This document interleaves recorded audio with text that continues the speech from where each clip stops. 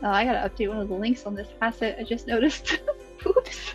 I should share this to my followers. I just realized.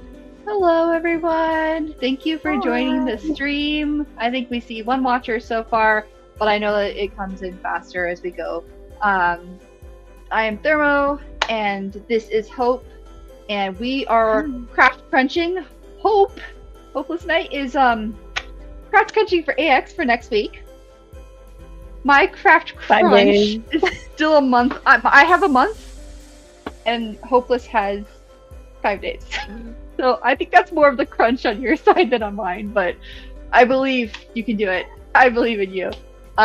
So it's going to be a 30-minute session today, and Hope's going to be talking about the hanfu that she's creating, and I'm going to be saran wrapping a mannequin because I want to create this character for Mass Effect, and they've got. I don't know why I choose characters that have so many layers, but that's the mood.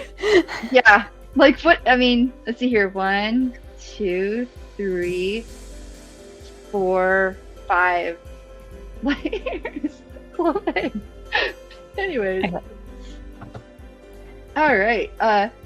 Hello, Shepherd. Good evening. Hello. Let us know if you have any questions. I'm gonna get up and survey.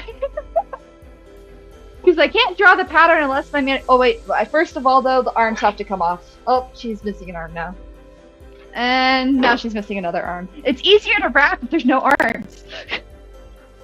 I believe you. I've never wrapped a mannequin to make a pattern.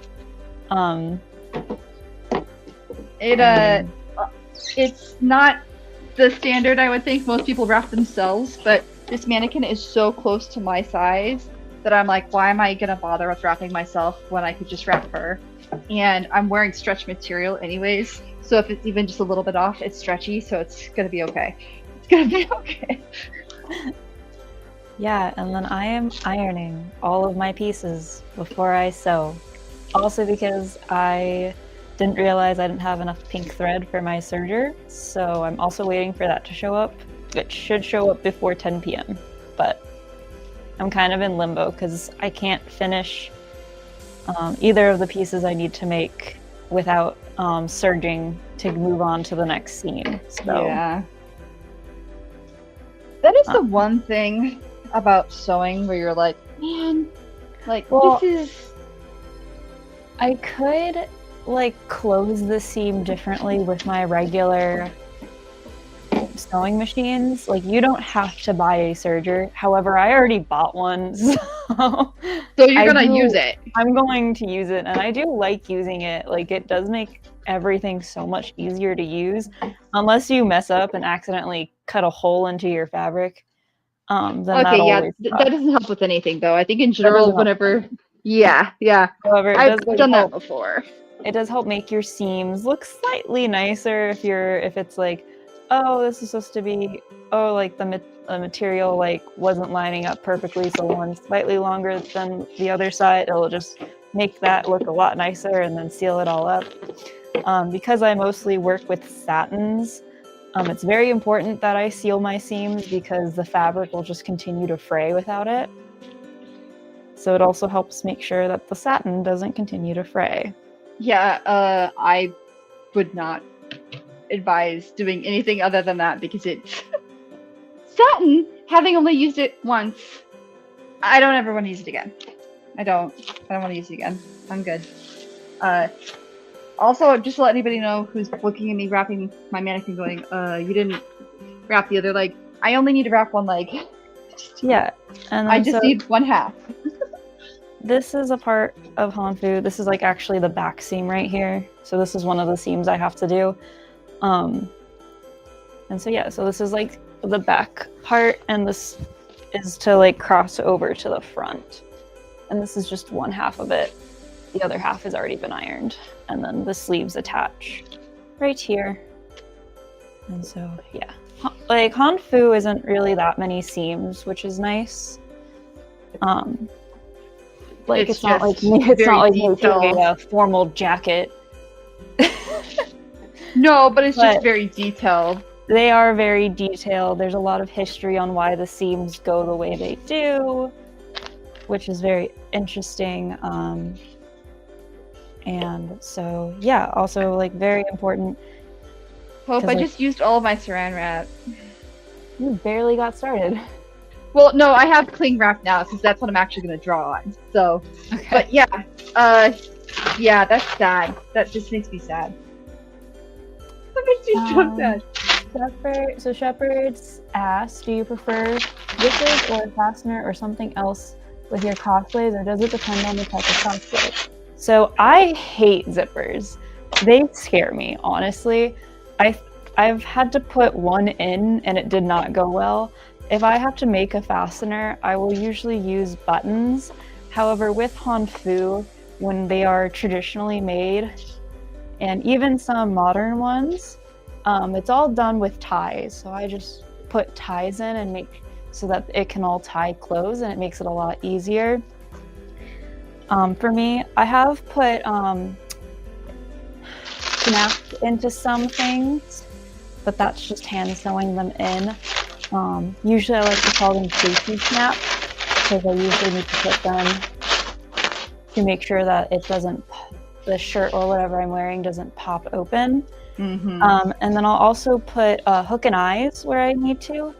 I've mostly done that for like my Western clothing, just to make sure that if it's a button close, that it actually like stays nice and closed, and that there isn't weird pulling it up at the top where the buttons don't fully meet with the outfit. Yeah, that can be a common big problem. with what you see with like the back of like dresses, and the zip, like it zips up and then you have a hook and eye to finish it to make sure it lays nice and flat. But yeah, I have my choice. I'm going to be tying it closed, or using using buttons, or a button-like thing. I don't like buttons. I'll use them. I prefer snaps and zippers, but that's also because I work with a lot of stuff where I'm using like a riveter, and so I'm riveting it into it, and I'm doing a hole punch. If I was doing the stuff that Hope was doing, yeah, I'd be doing ties as well, because it's delicate fabric and you don't want to damage it. So that makes so much more sense to do it that way. Oh no, my little bags all fell over. I was trying to get to my tape, and apparently all of my bags that I store extra costumes in just escaped. Oh They're no. like, freedom! I'm trying to find my painter's tape. There is a fold here. I see it when I hold it up, and I do not see it when it's on the ironing board. So yeah, I hope that answers your question. Usually if you're using a pattern, it'll tell you what type of closing you need to finish it. And if it's a Western style outfit, that's going to be probably a button or a zipper. Yeah. From what I have seen with the kimonos I have bought, Hanfu I have bought, they all use ties, and I've seen, because I recently have looked into doing Korean outfits, that a lot of Korean traditional wear, hanbok also use ties. So I will probably just continue using ties for a lot of my things. I also do quite in-depth research into everything that I like if I'm wearing a non-Western clothing, or even if I do wear like traditional Western clothing, like because I will do a lot of research into that type of garment. But especially with K-pop Demon Hunters coming out, it's re-sparks the conversation of doing research into the historical outfits that you're wearing, instead of just wearing something without knowing the culture behind it. Background. Mm-hmm. Speaking of that, I literally have a stitch guide right behind me on Chinese embroidery, because I have fans that I want to hand embroider, and I want to do more embroidery, and I just want to make sure that it's as close to traditional embroidery as I can get. So I mean, I think that makes perfect sense. It is absolutely fair. So, oh no, where did all my stuff go? I just had it put away and now I can't find it. I hate when that happens. And you're like, I just had this and then I put it somewhere and now I don't know where I put it. Where I put it? I know, like I swear Yeah. I had 4 things of pink serger thread and apparently I didn't, so. And I don't know how I would have misplaced 4 cones. Well, I'm But just it's gonna draw okay. on my mannequin for now. I can make this work for now. And then I can just put the tape over it later whenever I figure out where it went. Yeah. It's okay, I can just draw on the saran wrap for now. We're good. I had more cling wrap too, and I think my roomie may have hijacked it. So that happens sometimes where things just kind of get used and you're like, oh, this was here, but it's not anymore. Uh-oh. It's not here. Oh, you walked too far away. I'm back. I'm sorry. I'm back. I'm back. I'm here. Okay. Alright, we're good. Okay, where's my marker? Here it is. Ah. And then I've got this stuff here. Okay, I'm gonna make this work. Alright, this is the chaos of building cosplay. Sometimes you're like, no, where did it all go? Where did it all go? And sometimes you're stuck in ironing hell. Like I Yeah. have been every single time I stream. I'm sorry. What do I need to do? Iron.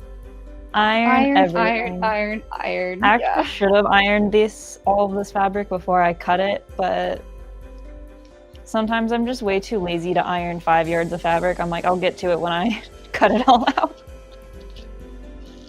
I don't blame you. I really don't. Yeah, Hanfu takes a lot of fabric just to make one piece. I assume kimonos also take a lot of fabric. I just haven't made one yet to really say whether or not they take a lot of fabric. I'm pretty sure the one pattern I have also says it takes 5 to 6 yards of fabric. And then for hanbok, I would imagine it's very similar, especially if you're doing like a floor length anything. I'm going to assume it's going to be a lot of fabric. Just like it would be if you were making a ball gown. That's a bunch of fabric. But yeah. I don't know. I'm very excited. I found this like set of patterns you can buy, and the book is all in Korean, but it's all for Korean hanbok. So I'm debating buying the set. Because I'll just use like Google Translate or something just to like find the names of everything and then read up on articles on what the cultural and historical significance of those pieces are. Mostly because I love K-pop Demon Hunters and I like K-dramas as well. So well, and if you love that stuff, it's like if you want to respectfully represent it, it's absolutely fine. But like you're mentioning is you want to be respectful of what you're representing, and there are a lot of people out there that aren't performing that due diligence, and it's really necessary to make sure that you're not misrepresenting a culture. Yeah, that's definitely something I do not want to do, is misrepresent a culture. So yeah, that's how I got, me and my friends have gotten our hanfu patterns, is we got a book that explained how to, like, different types of hanfu patterns. It didn't have everything from all the dynasties, just because there's a lot of traditional wear you could do. There's also a bunch of different cultures within China that all have their own different types of traditional wear, and that's obviously not mentioned in the book, but they did mention the main ones for each dynasty. And it shows like the like what the pattern should look like, and then how to size up the measurements for your body type. And so yeah, even though we like can't actually read it because none of us read Mandarin, we still make we're still able to make everything and do enough research even though it's not in English. So definitely don't let a language barrier set you back. No. I would agree on that. Or if you know someone that speaks the language and can read it to you, that would also help.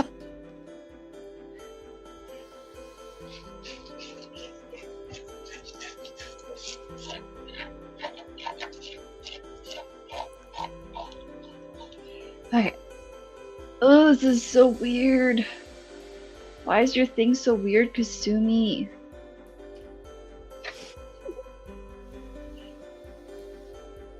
So does it like zip up the front?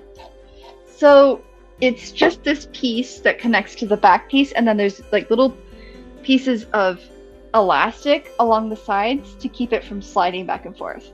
Okay. And I'm just like, I don't understand. I'm gonna figure it out.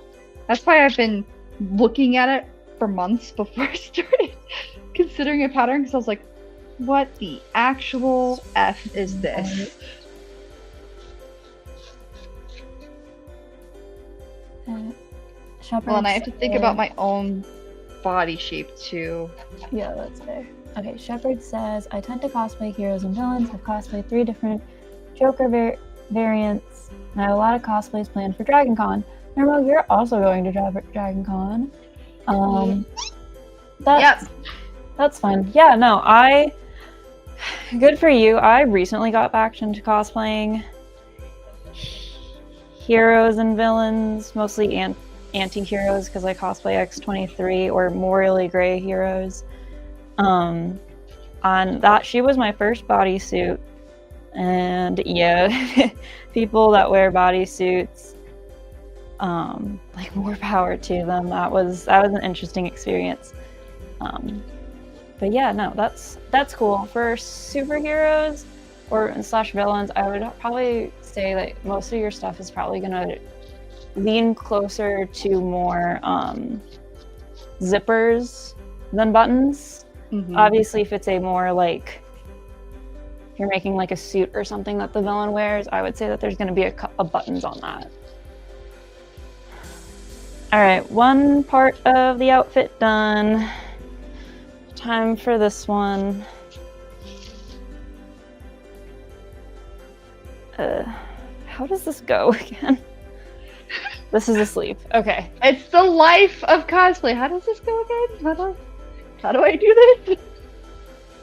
Honestly, pattern making your own outfits, like not even just cosplaying, just making your own outfit, it really is a trust the process, because you never really know. Like, just looking at a pattern as it lays flat, you're like, what am I doing? Mm-hmm. Absolutely. It's so true. Yeah, this should be fine in a poly.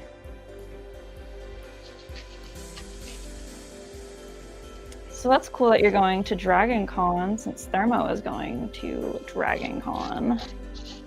Yeah. I actually like Dragon Con.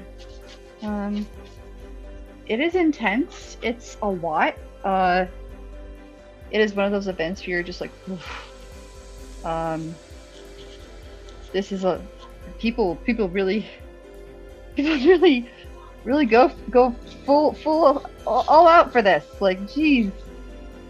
It's kind of like what I equate to like what happens in San Diego on the West Coast. Yeah. I mean, it makes sense though. Like, I don't know. Dragon Con is one of the cons I'd like to eventually go to, along with like Matsuri.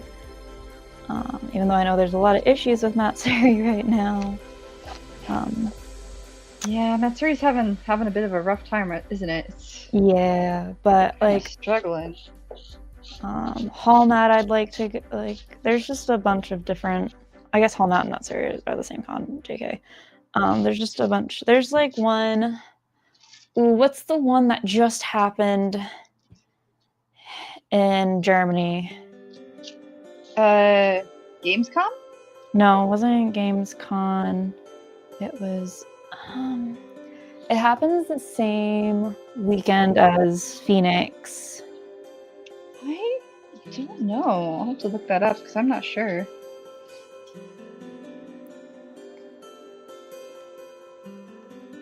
Because that's another con I would love to go to.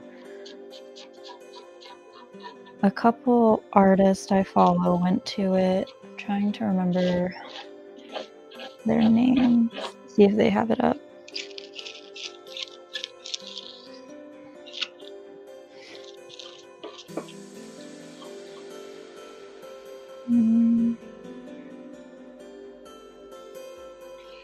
Okay, let's see. And this comes down here and it goes to the same thing as this right here. Which means it probably is gonna have a connection here. And then this goes under the booty. It's called dokame. I don't know if I'm pronouncing that correctly. But it's called dokame. I have not heard of that. Dokomi. Okay. But there's a lot of like international artists. It's like I think it's one of the biggest cons in Germany. But one of my favorite artists from France who like goes there every year, and I would love to be like have the chance to meet them. You're like, please. So yeah, I'd like to go there. It looks like a lot of fun. Like everything, like I saw on a bunch of people's feeds. Like it looking like a lot of fun. Shepard says, last year was my first time at DC, which I'm guessing is Dragon Con, and it was definitely an experience. Well, I'm glad. I think I always like watch the videos that people put together at Dragon Con of like cool cosplays they've seen. And like people really do go all out. It's like some of those builds are so cool. But I don't know, I thought we had pretty cool builds this year at Phoenix. You guys it looks like the Masquerade? Really good. Yeah. Those were some amazing builds, amazing cosplayers there. Amazing cosplayers also not at the Masquerade as well, because people don't have to perform, obviously.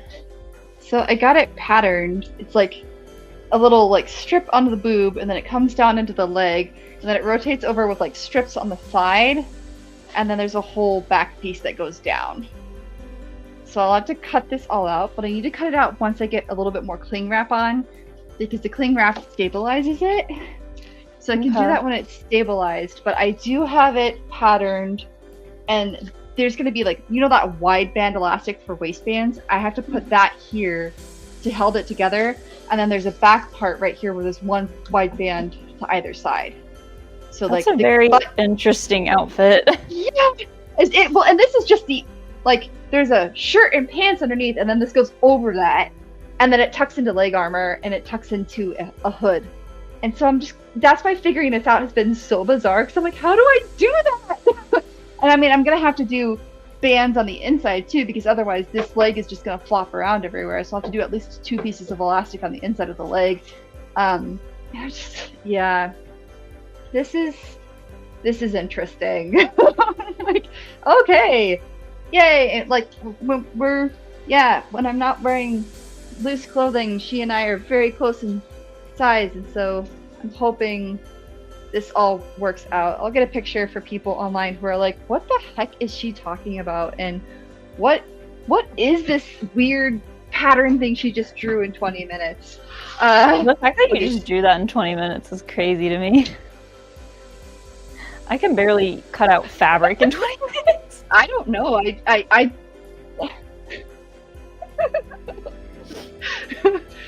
Actually, you're like, done, and I'm like, still over here ironing fabric. Ironing is definitely not something that you can make it go faster by turning up the iron, because then you'll just burn your fabric. Yeah, you have to be very patient. Very patient. Alright, I'm gonna do the other sleeve now. The question is, where is the other sleeve? It's gone. It's because that's sleeve, this is sleeve. Alright, so this is what I mean. Is you see that weird like overlay? And it's like this. It's this because she has strappies on the side. And she's like a strappy here and a strappy here, and I'm gonna add one to the waist just for reinforcement. I don't care if there's not one there. And then it has like a front panel like this that goes down to the leg, and it tucks up into the shoulder. The straps on the inside of the thigh. Yeah, so I'm gonna put I'm gonna put straps, 2 straps on either side, but I'm going at this going, why? That's a it's a really cool design, but yeah, It is. I can I'm understand. keeping it in real life. What? Yeah. So yeah, that's why I'm sitting here going. Yeah, no, that's interesting. I'm gonna stick to my flowy outfits. Okay, well, and see the fabric's all on the wall back there, and some of it is carbon fiber pleather stretch. Interesting. I don't think I've ever seen that before. I've never. But that's also because I got most of my fabric from Joann's. Rip Joann's. Yeah, for so long. Apparently Michaels is taking over their fabric board, so we should still be able to potentially get stuff from them. When I looked, it looked like they hadn't put everything up on their website yet, and it didn't look like they had a lot of fashion fabric, which does kind of suck. Oh. They sent out an email today about what yarns from Joann's are yarns that are already at Michaels. So I don't know if they're rebranding yarn or if they're just not going to carry the brands that Joann's did. It'll be interesting since we know Michaels bought the IP. So, and they got access to everybody's emails that were on the rewards list. Yeah. So now I get double emails from Michaels. One from Michaels, one from Joann's. I mean, I haven't received anything from Joanne in a long time, but I am starting to get more Michael stuff. So that is exciting. We are coming into the last 4 minutes of the stream, unless you want to go longer, but I think with us each of us having problems where apparently my cling wrap was a lot less than I anticipated, which means people have been using my cling wrap, which is fine. I should have checked it before.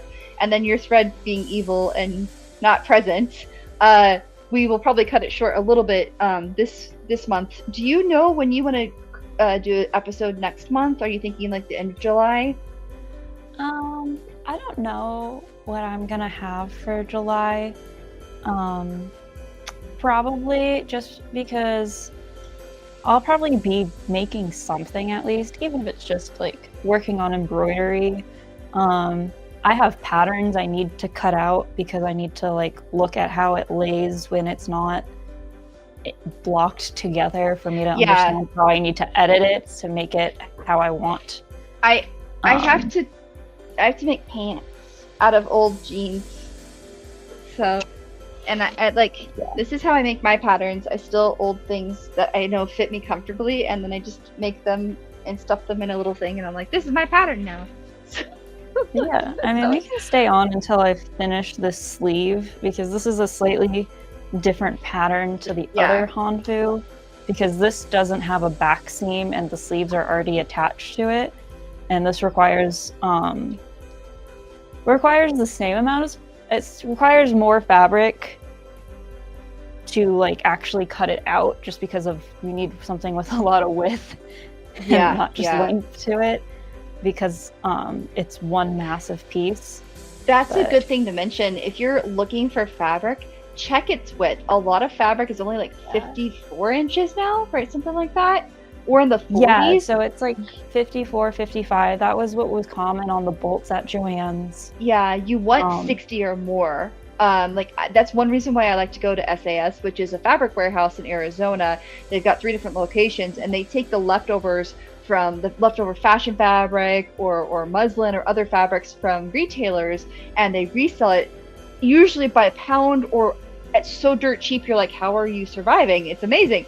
But they sell them off of the rolls before they've been cut to be put on the so you get really big fabric, and I actually did I think it was 6 months ago, I went to SAS looking for more white fabric to use for Hanfu, even though I just made a white Hanfu. It's for a different character, and that was $13 a yard, and I was I found the most expensive fabric at SAS. Yeah, no, but that's one thing when you're crafting. Make sure you for this, that's why I had to get a piece of pleather that was completely uncut and as long as possible, because I need it laid out flat in a way that will work for for the character. And then for you with Hanfu's, it's a huge piece of fabric because it's going to lay completely across your body, and so Yeah. So like this looks pretty weird when I'm just holding it up, but when I lay it over myself, and obviously this isn't sewn, so it looks weird. Let me get this side, and then where is it? Here it is, this side. So this isn't supposed to cross over, it's supposed to meet in the middle. And then this is the sleeve. Hang on. Kind of, right? Yeah, kind of. Is it the sleeve? No, here's the sleeve. That's the sleeve. There you go. Yeah, so this is what we mean by how confusing fabric is sometimes. So yeah, like, so this is why you need a yeah. So like this is how this one lays, and there's no seam in the back, unlike the other one where there's the back seam. You have to sew the sleeve on, and then you get to do this long seam right here to actually close it up. So yeah. And that's to make it flow more and look like just completely flawless. Yeah. And this type of wear is the top garment that goes on top of everything else.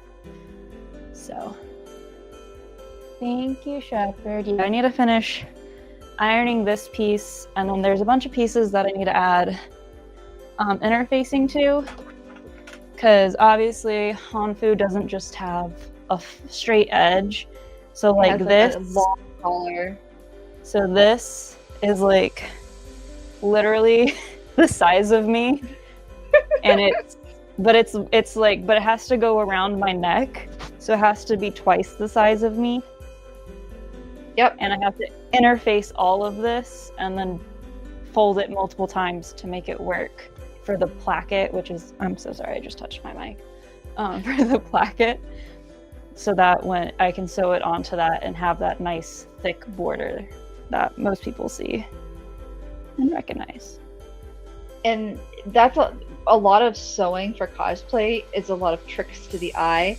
It's a big freaking rectangle, or it's a strange circle that you fold or dart in a way, or add like some kind of a gusset or something to make it pucker or lay flat or look as though it's never been stitched. And even Hope mentioned earlier about stitching in the ditch. So where the seam on your fabric is, you stitch right where it meets to try and hide where the stitching is, so it looks like it's completely been assembled by magic.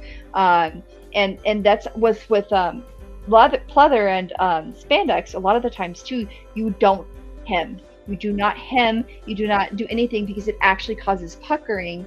The fabric will already lay flat and it doesn't fray, so you're okay. You do not need to hem it, but that means you need to cut as cleanly as possible, or it looks dumb. Or alternatively, if you're like, this one has so much freaking piping that I'll be fine. So it's like, if I cut and I have like a little tiny nick in the fabric, there's going to be piping on it and you're not going to see it anyways. But those are things you want to think about when you're crafting, and it's difficult to do when you're crunching, because you're just trying to get it done in time for the event. That's why we got a serger. It'll clean up all my lines. Yes. Yeah. No, my roommate has a serger as well, and she's always like, why don't you have a serger? You sew a lot. I'm like, I sew with stuff that's weird and does not require the edge to be done. That's why I have so much muslin, though, or I have so much test fabric. Like, I take scrap fabric, I go to like thrift stores, and I get leftover jackets and pants and whatever I can find, and I learn as much as I can of the shapes, so that when I cut it out, it is perfect. I also do not mix my scissors. Okay? Yeah. I have a pair of scissors exclusively for stretch, for vinyl, and I have sharpeners for each that sharpens them correctly. And I will tell you, if you are doing any kind of PU leather or any kind of vinyl or anything that's a bit thicker like jean fabric, you need to sharpen after almost every cut, like after every pattern piece. So you cut out one pattern piece, sharpen the scissor. Cut out the pattern piece, sharpen the scissor, because they dull so quickly with those fabrics. Yeah. Also, speaking of fabrics, something like, I didn't know this until I had asked someone who works at a sewing machine repair shop. and people that sell sewing machines, but like even for satins, you have to use Microtex needles for them, which are like very skinny needles, and you actually should replace them every project. So like as soon as I'm done with these two pieces, for that needle is done. I cannot use it for satin because if it's even the slightest bit dull, it can create a run in your fabric. Yeah, after each, so like when I create this over piece, then I have to switch to the hood, switch to the needle. When I do the undersuit, I have to, that's one of it. So the undersuit's going to be its own needle. The oversuit's going to be its own needle. The leg armor is going to, quote unquote, fabric armor is going to be its own needle. And the hood is going to be its own needle. The gloves and all the little elastic will also be their own needle. So in each project, like each costume, you could use anywhere from a minimum of 5 to 10 needles. If you're doing leather or vinyl, it usually goes up to about 12. Because it dulls them. It dulls them, yeah. And yeah, there's also like a lot of different types of footing, like we were talking earlier, but different types of foot to use depending on what you're using. I primarily use whatever the regular metal foot is on my sewing machine. The quilting foot. The quilting foot. I know a lot of people like doing the trick where they put like parchment paper between their pieces of satin or silk or whatever slippery material you have, because that just kind of keeps it from slipping on itself. I learned sewing on satin, so I just kind of got used to knowing when it's about to slip and how to make sure it doesn't. Yeah, honestly. I don't use paper underneath, mostly because it dulls the needle, and also it can affect your feed dogs. Yeah. It gets more dirt caught in your feed dogs. So, potentially you can mess up the gears underneath that are spinning everything if that parchment gets in there. So yeah. I try to avoid it when possible. There's tearaway stabilizer that you can use that is far safer because it's made with a webbed loose material that is okay for sewing. So I understand, like, if you can't afford that and you want to go with something cheap, totally get it, but just be wary that if you are going to do that, you might potentially harm your sewing machine and lead to a $200 repair. So just be mindful of where you want to put the money. I'd rather put the money into the fabric than into the machine and have it repaired when it's in good condition. Like, I know how to repair my machine up until the point where the gears go bad or the timing's off. Then I have to bring it in somewhere. And it's an industrial machine. It's cheaper. If you have computerized. If you have a computerized machine, you're looking at a really expensive repair. I do not have a computerized machine. I have my tiny little. I have a Singer Fashion Mate. Of the machines I use, because I have I have an old-fashioned Singer. I do not use that one often, mostly because it's an antique and I don't want to. It works, and I don't want it to not work.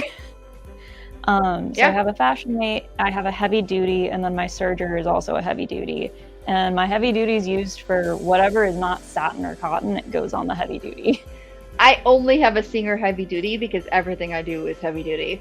I did sew crepe recently on it, and I had to like really slow it down and be very careful with because it could just it goes really fast. Yeah. So I am thinking about getting a secondary machine that's not heavy duty for the delicate fabrics I'm trying to learn to sew, especially in instances where if you have spandex and it happens to be more of a knit and not like a leather, you can actually tear create a kind of like a run, like in tights, in the spandex, and those are not.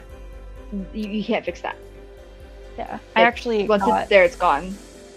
I only have this many machines because I bought my Fashion Mate from Joann's on Black Friday, so I got it for pretty cheap.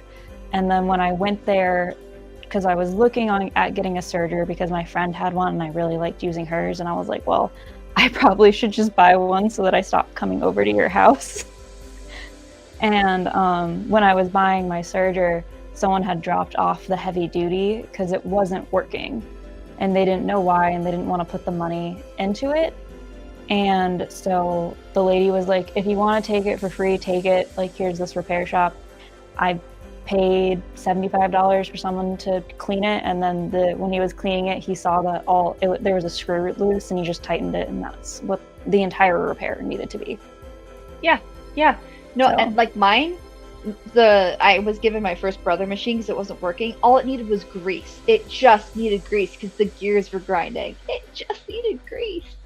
Just like, so that's with my heavy duty. I learned how to take it apart and grease the underside gears, and then take apart the top side, grease there, and then oil the section with the bobbin. Because usually the bobbin does not get grease; it only gets oil. It's just machine oil, and that has saved me about $400 a year in maintenance by just learning how to oil and grease my machine.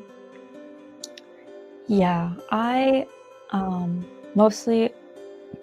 I've learned to take apart my Fashion Mate just so I know how to get out any of the fuzz that's accumulated, because that can also mess up your machine.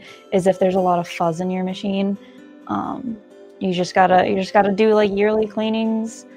Toothbrushes are great to scoop it out. A lot of people will use condensed air. The problem with that is you could potentially push it further into the machine. So I usually recommend using like a toothbrush, because there's some of those like little skinny necked ones that can get in real deep and you can just pull out the lint. Mine came with this like little brush thing, like it's really tiny and has like little brush hairs on it, and I just use that and I go boop, boop, boop, boop. Yeah. Mine had one too, but I had a friend that they lost it and they couldn't find it. They just used a baby toothbrush for like actual babies, and they were able to get it right out. And I'm like, that's smart though. Like that works perfectly fine, because it has those super fine bristles, and why not? I mean, why not do that? But yeah, any other advice you want to give people for Hanfu that want to make really beautiful flowy garments and not be crazy like me, doing things that have to be so form fitted that if it's wrong you start over again? It's a lot of fabric, so I would be ready for that. It is kind of time consuming to make. We talked about this earlier. While I only have like between these two garments, I have 7 seams to do. That doesn't seem like a lot, but the seams are the length of my entire body plus some, just because it does have to cover my entire body. So for Hanfu, it's like 120 inches of seams. Yeah. So there's a lot of like, your seams have to be like perfectly straight. Otherwise, you're gonna notice if there's any type of puckering. You're gonna notice. So there's like stuff like that. Yeah, I know Yaya Han has a pattern for making Hanfu now. Before I started making Hanfu, that pattern wasn't out yet, which is one of the reasons why I have my own pattern. But I would also like look up, because there's so many different types of Hanfu. Like there's one that I'm making that's from the Ming Dynasty. Like that is my next big project. And the Ming Dynasty, it folds over itself to the side, and it has like a little button that you hook it onto, and then it all ties up. Yeah. And you see that a lot in Chinese dramas and stuff, and that has a completely different collar. And then I'm sure some of you have seen the Hanfu for ladies that like ties up the top right above the breast. That's also a completely different type. And so I highly suggest doing your research, seeing what was going on in history when that style came about, who the emperor was, who the ruling class was, because sometimes there wasn't always an emperor. And just kind of do your research, because a lot of stuff with Hanfu like has some type of significance. And honestly, I find the research a lot of fun to go back through and research, like, okay, so like why did they get rid of the back seam, or why did they add a back seam?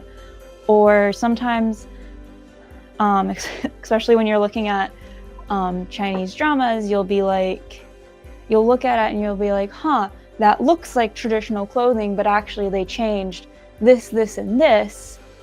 because maybe they just wanted it to either lay different than how a traditional clothing wears, or they wanted how in Marvel, if you ever have like seriously watched a Marvel movie and just stared at the seams, you'll notice that they all have a triangle cut right here. Even if it's a button-up shirt, it's gonna have that seam right here just so they can move their arms better. So similar, like it could be a similar reason for stuff like that. Yeah, I don't know. That's like one thing. That's actually why I'm remaking my Solus from Dragon Age, because I tried to make it as true to the game as possible and then realized I have no freaking range of motion. So I'm going to completely modify it. I'm going to make it out of real leather this time too, since I'm actually pretty good at working with real leather. Why don't I just do that? But I'm going to add that like triangle because I want to move my shoulders. I want to move them. Yeah, and so in some of the C-dramas, you'll see them like they're doing crazy movements with weapons. And that's probably why they got rid of having all those layers on your shoulders, is because like I just did a performance with my Airblade, and yeah, that's a lot of layers to just be moving my arms all crazy and about. And I was like, yeah, that's a workout all in itself. Like, might not seem like it's that heavy, but it is, and it can't. Or there could be it's really hot when we're filming, so we're gonna try to cut back on how many layers we're actually having them wearing, while making them look like they're wearing more layers than they are. Yeah. Well, and the thing too, if you're crunching, this is all stuff that you should know before you crunch. Like, you kind of have to, if you know that you want to do something, you might have to have an all-nighter just to prepare yourself for, like, logistically, how can I wear this? Because if you're really going to crunch, make it something that's going to last. In the beginning, when I first started cosplay and I crunched, I made things that worked for like a few hours and then I had to change. And I moved out of that because I realized I was wasting fabric, I was wasting time, I was wasting money making things that I couldn't have any longevity with. Yeah, there's also for Hanfu, like there's a special cut for depending on the dynasty and depending on which outfit you want to wear. There's different colors are meant for different social classes or different positions held in office. So, like, the emperor could only wear this color and only have this, and is the only person that could wear a dragon motif. I forget which, or could only wear a certain animal, because in the Ming Dynasty, they would all have, like, the scholars or government officials would have, like, on their chest a design. And one specific design, I'm forgetting exactly which one it is right now, was only for the emperor. So there's stuff like that. And like, obviously, do your research on fabrics. I'm using a lot of satins. Satins obviously weren't used historically. It was most likely to be silk. Or if it was like a farmer, they were probably using something closer to a cotton or a slightly cheaper fabric for them to go work in instead of wearing the silks. And so it's like research. Okay, if I'm doing this character, if you want it to be historically accurate, be like, okay, so like realistically, what kind of fabrics would they be wearing? Especially if it's not like, I'm just going to cosplay the king or whatever. Or if you are cosplaying a king or a government official, look up like, okay, well, if the government official's like, am I going to do like an everyday to day outfit, or am I going to do like an outfit they would wear to like a banquet? Because obviously, if you're or a ceremony, or a ceremony, those outfits you're going to be sitting. You're not moving around as much. Yeah. They have like, there's different like social norms on what they should be wearing, and if it's an outfit they're not wearing as much, that'll probably be a nicer fabric and stuff like that. So Shepard says my issues with fitting are my shoulders. I've ripped cosplays getting out of them because of my shoulders. That's the thing too with bot cosplays. A lot of the times they make it with only one body type in mind, and it doesn't account for anyone that might have bigger biceps or bigger deltoids or a wider shoulder span. And so that's why I end up buying costumes bigger, 1 to 2 sizes bigger if I'm going to purchase instead of make. Simply because I know my height is a problem, and also my shoulders are the same width as my hips. That's not normal for women. So when I buy women's costumes, they freaking rip on my shoulders. So I have to go 2 sizes up and then take it in at the waist and take it in at the legs to fit my hips and my shoulders. Yeah, I think for a lot of cosplays I've bought, I usually have to size up just because of the chest, and then I'll tailor it into my waist. And then if it comes with pants, I'll find pants that fit me that look close enough. Because women And a have lot of the hips. time, if you actually look at least the cosplays I have bought, it's a couple of them are just very military style, and I just wear black dress pants. Because I'm like, that's close enough. There you go. And I have Yeah. black dress pants because of like going on job interviews and stuff like that. But So also, I recommend checking out the fabrics if you're purchasing too, and see if there's something that has like polyester stretch, a rayon, a spandex, a nylon. That's going to be a bit more forgiving. If it is just straight polyester, or just straight cotton, or just straight leather or faux leather, you're going to run into that problem. The trick with faux leather, though, is you could use a heat gun to it, stretch it slowly but surely, and get it to be a little bit bigger. But you won't be able to do that with any of the other materials. Polyester is really cheap. It has tons of colors, is really easy to use, but is so unforgiving. Absolutely unforgiving. Yeah, I would also, if you can, depending on where you buy your fabric now, and even when you could buy it from Joann's, you could literally look at the bolt and it would tell you if it was hand wash only fabric, or if it was do not wash ever fabric, or if it's like, yeah, you can throw this into the washing machine, who cares? Like they had If the you can throw it different in the washing requirements. machine, that usually means it's a lot more forgiving over time. If you can't wash it at all, it is most likely either a really delicate fabric that requires a dry cleaning, or it's a fabric that's basically giving you the middle finger from the moment it comes off the rack. Yeah. So yeah, also research your fabric, because at like a place like SAS/SAS, they don't tell you what the fabric is, except for like very plainly, yeah, this is a type of satin. What type of satin, what the actual blend of polyester to whatever else material they're using, they don't know. So No. you kind of have to get used to researching, maybe buy an extra half a yard or something to play with it to see how it washes. Yep. Yep.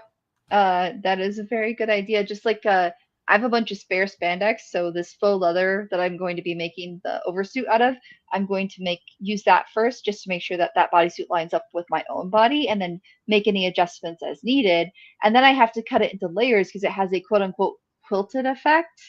And I'm going to pretend by just having seams where the quilting is, because I'm not quilting something that already has 3 layers underneath it. Like no, we're just gonna make it pretend it does. Yeah. And thankfully, usually faux leather is pretty forgiving when it comes to straight lines. If it's a straight line, it's easy. You just sew it, put it on. Oh look, it looks like I have quilting. I have abs. Fake fabric abs. Like, Fabric I abs. haven't drawn them. I haven't drawn them yet because I was going to I'm gonna put the other layer of cling wrap on. Oh look, I'm touching her boob. I was gonna put the other layer of cling wrap on, and then I was gonna come across here and draw the weird little ab lines that this character's.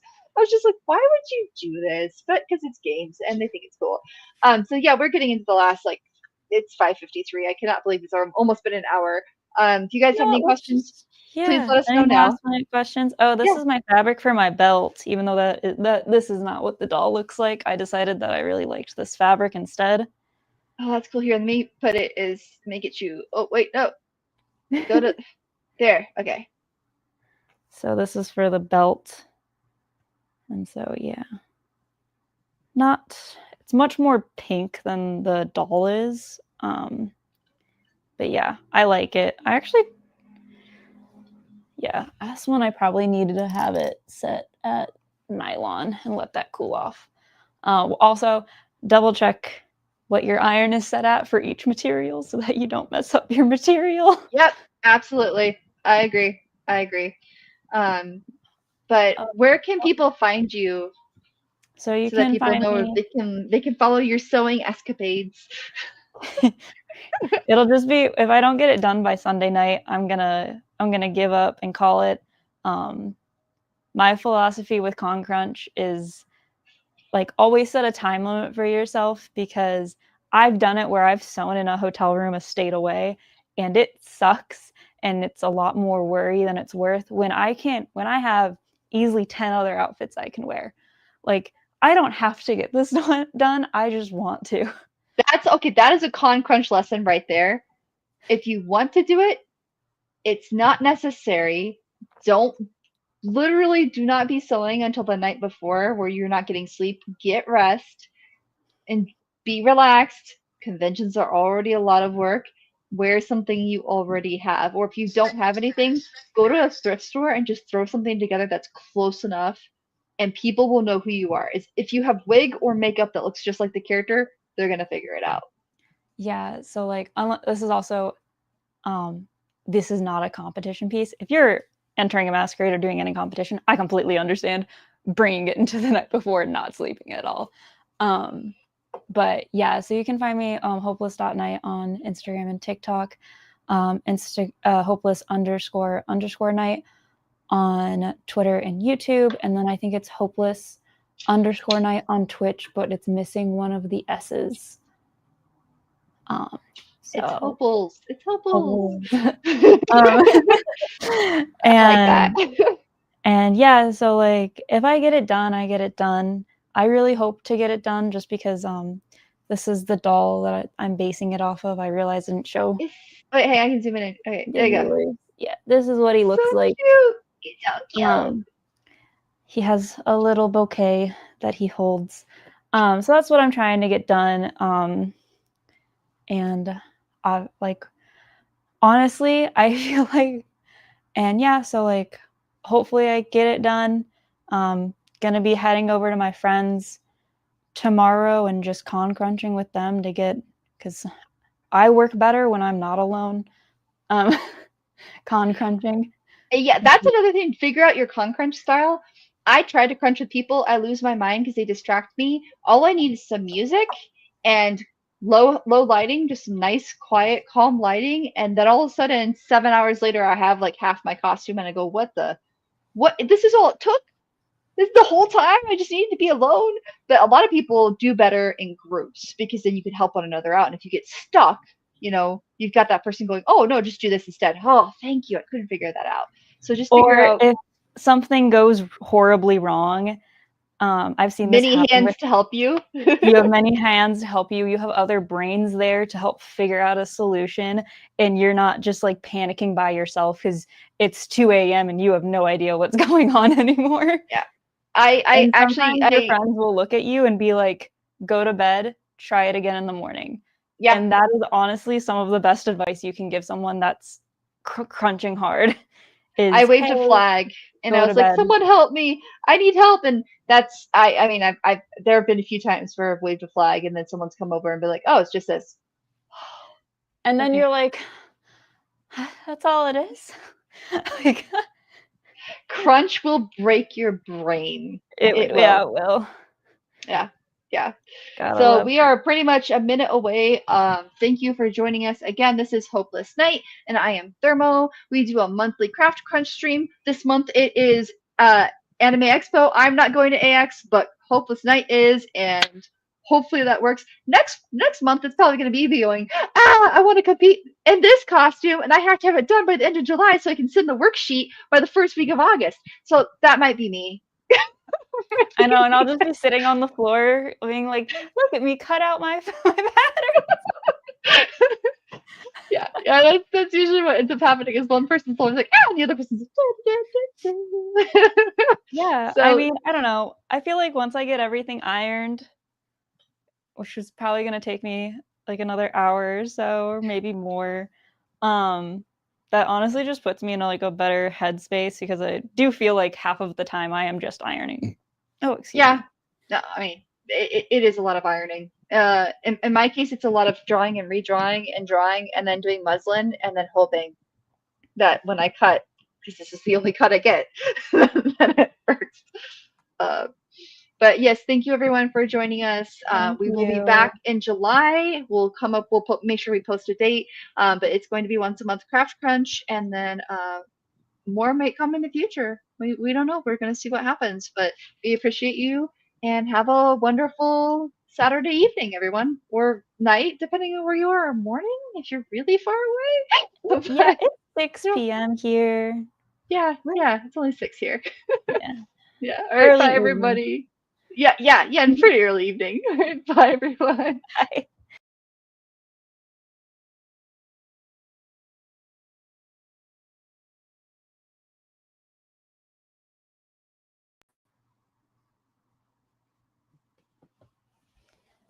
It takes so long.